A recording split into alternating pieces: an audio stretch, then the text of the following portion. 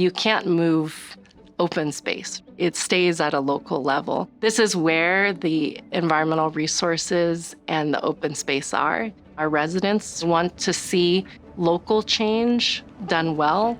I oversee a team of about 20 employees, housing, planning, building, economic development. I grew up in the Northwest. My parents owned a Chinese restaurant. Chinese was my first language, but I caught on very quickly with my brother and sister going off to school. One of the first times that I stepped foot in East Palo Alto was actually on a field trip. I was immediately drawn to the culture and the life that was here. I started coming into East Palo Alto 2 days a week and working in an after-school at-risk youth program. I was with San Jose for 12 years, economic development, environmental services, transportation, and housing. I saw the opportunity to come to East Palo Alto and reconnect with this community.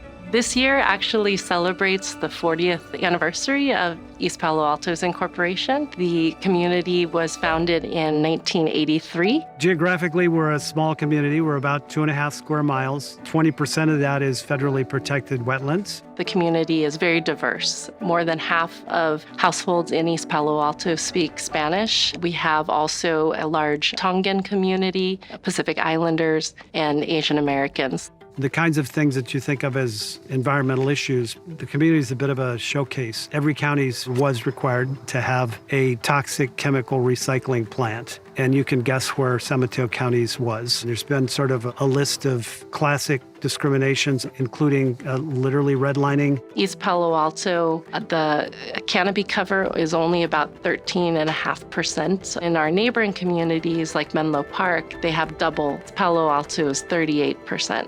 East Palo Alto, the ground is absorbing a lot more of the heat.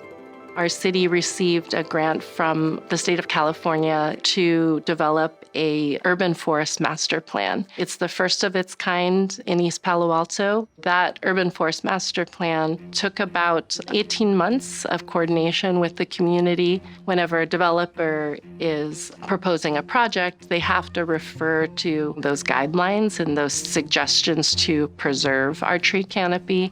Affordable housing along with sustainability go hand in hand. Building permanently affordable housing has been right up there as an agenda in town since the get-go.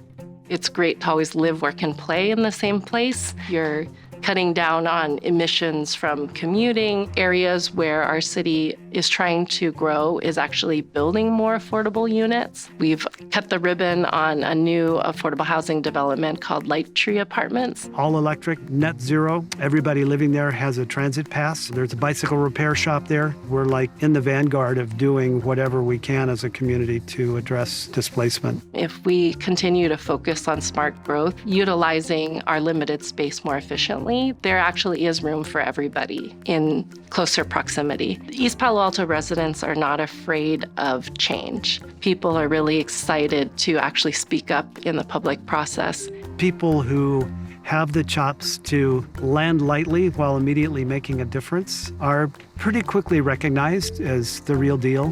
That's been my experience of working with Amy. Whatever is built here is going to stay here for decades and affect generations. I hope someday that my kids will want to be as involved in the public process, that they speak up as citizens of their community the same way that we're trying to do here in East Palo Alto.